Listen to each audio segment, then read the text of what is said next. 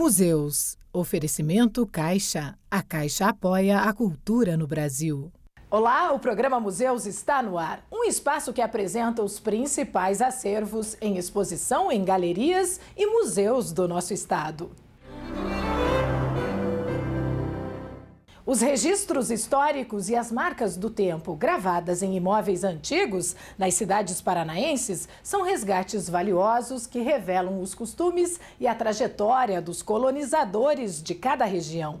As características típicas da arquitetura de cidades tradicionais, como a Lapa, por exemplo, transformam o município num patrimônio vivo e cheio de cenários encantadores.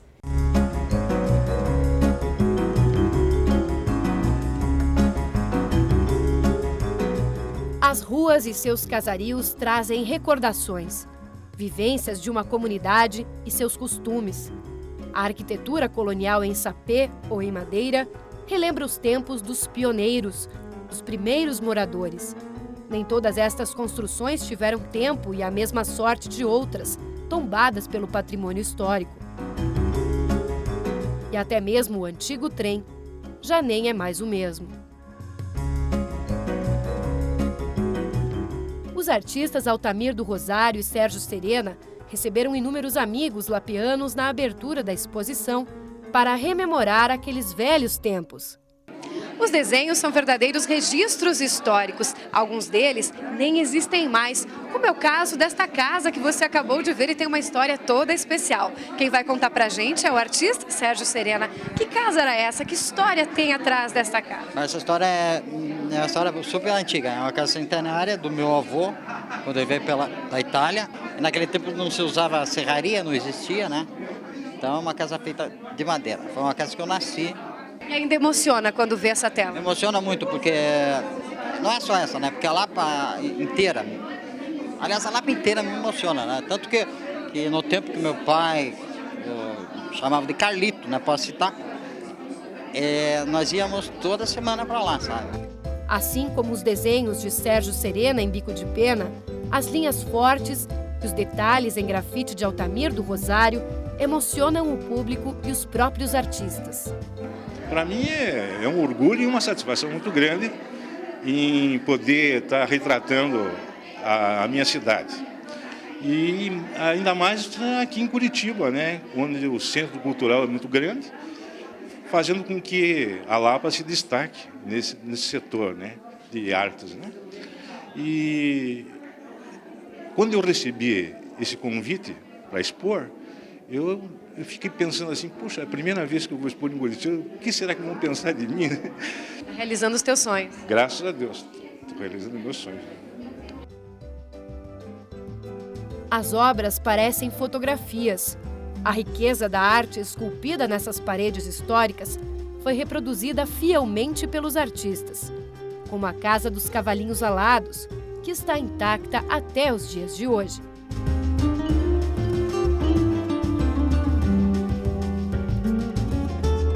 A secretária de Estado da Cultura aproveitou o momento para ressaltar a importância da preservação do patrimônio histórico paranaense. A Lapa manteve essa sua história viva.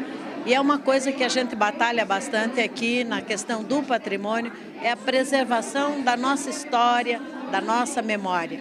Porque a memória de um povo tem que ser resguardada, né? Nós somos aquilo que nós fomos levados a ser, não é?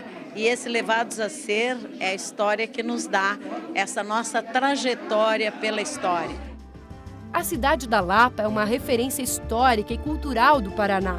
Os desenhos do casario ressurgem em preto e branco como num filme antigo, que remete às mais antigas lembranças. Faz parte da nossa vida, da vida dos lapianos, da história da Lapa, da história do Paraná. Essa exposição está sendo feita com 2 artistas autodidatas e para nós aqui da Sala do Artista, da Secretaria de Estado da Cultura, é maravilhoso tê-los conosco. A Sala do Artista Popular fica na Rua Saldanha Marinho, anexo à Secretaria de Estado da Cultura, no centro de Curitiba. A exposição Casario Lapiano fica aberta para visitação de segunda a sexta-feira, das 10 às 18 horas, até 3 de agosto.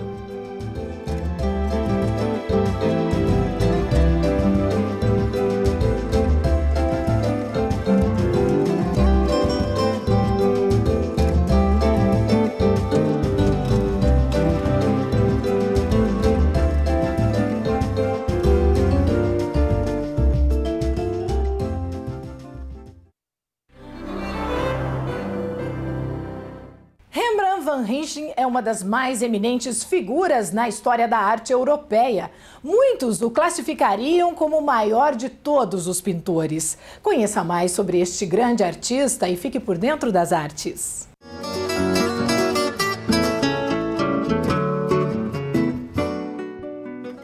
Nascido na Holanda em 1606, Rembrandt começou a estudar pintura ainda jovem. Famoso por emocionar o público com retratos fiéis, ele impressionava pelo uso da luz e das sombras, no molde perfeito das formas.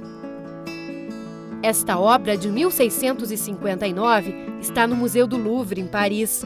É considerado um dos mais nobres, mais penetrantes e realistas no tratamento do sexo na história da arte. O nu nesta tela é um dos raros exemplos na arte de Rembrandt em que ele não denigre o corpo feminino. O artista também era muito procurado por clientes ricos para produzir efeitos dramáticos, como este retrato da rainha em 1641. Um ano antes de produzir a Bela Ronda da Noite, em óleo sobre tela. O quadro representa um desfile da milícia comandada pelo capitão Franz Banningkock. As figuras finamente trajadas estão formadas num padrão barroco, onde os personagens caminham para a direção do espectador, como se estivessem saindo da tela.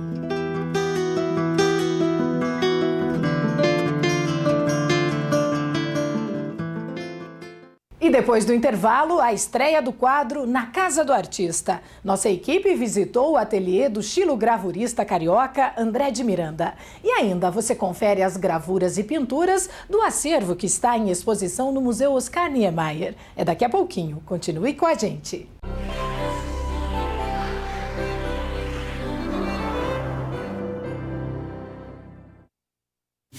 Você vê arte. Você vê cultura, você vê história e necessidade. Você viu? A Caixa Cultural, sim.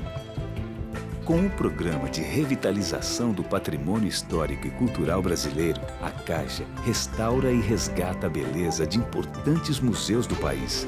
Na Caixa, a cultura é vista sob todos os ângulos.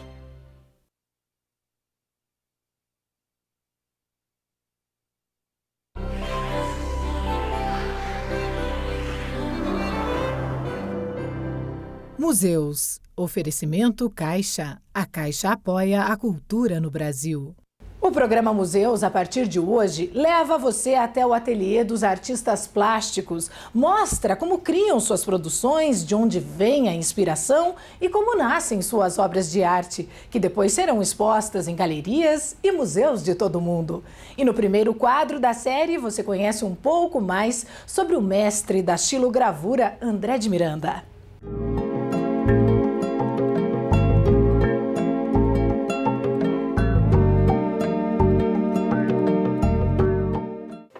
Ele já realizou mais de 100 exposições no Brasil e no exterior. Foi professor em universidades do Paraná, Recife e Mato Grosso do Sul, além de ministrar cursos em inúmeros estados brasileiros, incluindo o Rio de Janeiro, sua terra natal. 1976, e o jovem André de Miranda começava a descobrir na pintura a sua paixão pela arte. Mas em 1979 conhece pela primeira vez a gravura. E aí vira uma paixão que não acabou tão cedo, ou melhor, não acabou nunca. Em todos esses anos de carreira, ele acabou desenvolvendo ainda mais as suas técnicas e se destacando em vários lugares do mundo. E agora a gente conversa com um artista que vai contar um pouquinho pra gente como é que foi esse início. Olha, tudo começou, eu ainda um adolescente, tinha meus 16 anos, e frequentando um ateliê de pintura. E uma das salas foi alugada para um gravador chamado Ciro Fernandes, um gravador de cordel. E lá frequentava Samico, frequentava J. Borges, inclusive o próprio Tiago de Mello, escritor que na época precisava fazer um livro editado em estilogravura. O Ciro Fernandes, vendo meu interesse por aquele material, pelo aquele trabalho todo, disse: André, vem cá que eu vou te ensinar um pouco a fazer estilogravura e você vai nos ajudar a fazer esse livro. E assim fiz.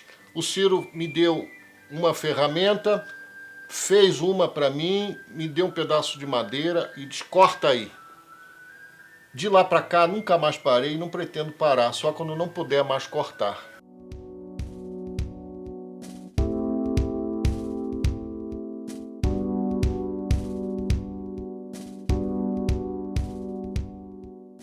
Há alguns anos, André de Miranda trocou o Rio de Janeiro por Curitiba, onde mantém seu atual ateliê. Motivado por Marisa, ele garante a inspiração para desenhar e talhar na madeira suas obras de arte. E quando suas criações ficam prontas, a emoção é notável aos olhos e ao sorriso de quem vê mais um filho ser impresso pela primeira vez.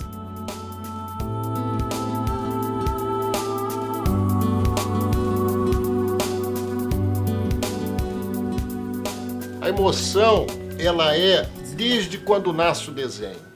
Ela está no meu sangue, é o respeito pela madeira, é o respeito pelo instrumento, pela história daquela técnica que é uma técnica milenar, jurássica mesmo, e até hoje fazemos da mesma maneira, com poéticas diferentes, mas com a mesma paixão, porque estilogravura é paixão. Gravuras por todos os lados, registros de quem já participou de inúmeras bienais e exposições no exterior. Mas ver apenas o trabalho pronto não é o suficiente para nós. Visitar um ateliê e descobrir como nascem as obras de arte significa também encontrar segredos e pessoas que têm papel fundamental na formação do artista. Bom, e a Marisa tem uma história interessante. Afinal de contas, ela começou com a estilogravura por causa do André de Miranda. E como é que foi esse começo? Bom, eu fazia um curso de pintura chinesa no Museu Oscar Niemeyer e vi o André falando da estilo, que até então eu conhecia de ouvir falar só. E ele falava com tanta paixão, com tanto amor, que eu precisava saber por que de tanto amor, né? Você acabou conhecendo? Eu comecei a fazer o curso com ele, me apaixonei pela estilo também e desde então eu não parei mais de fazer. Bom, e agora o que você preparou para mostrar pra gente como é que faz uma impressão, enfim. Bom, que tinta é essa que você usa? É uma tinta tipográfica. Daí daqui você... Como é que você faz? Eu vou entintar a matriz. Você já está com a matriz pronta? Já, a matriz está ali, ela já foi cortada previamente, né? Aí eu vou entintar. A estilo é uma surpresa a cada instante, assim, desde o desenho... E nenhuma impressão fica igual à outra, não, né?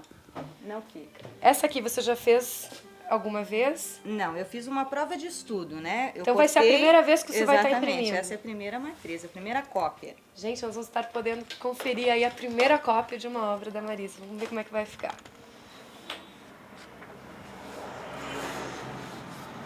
Aí eu vou com a colher de pau. Tem que ser um trabalho bem manual, né? É. Eu poderia usar a prensa, mas na prensa você perde um pouco, né? Porque você não tem... você não tem como conter a pressão. E na colher a gente pressiona um pouco mais ou menos e tem diferentes tons na impressão. Esse é um tipo de papel comum que você usa?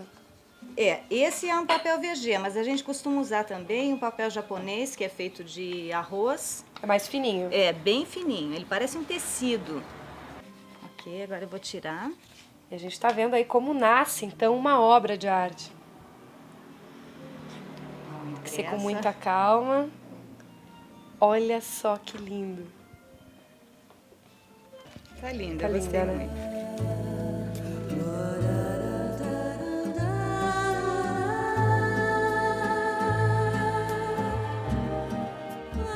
Uma união que nos orgulha, afinal, tanta inspiração resulta em obras belíssimas, estilogravuras impecáveis. Mas não foi fácil chegar até aqui. André reconhece que os artistas de hoje estão muito imediatistas e é preciso ter muita paciência e dedicação se quiser trilhar um caminho como este. É difícil para um jovem segurar essa ansiedade de querer produzir, de querer mostrar em museus. Não é bem assim para chegar lá, né? É verdade. O jovem, por ser jovem, ele é imediatista. A arte não pode ser imediatista. A xilogravura, ela consegue com que você se autodiscipline.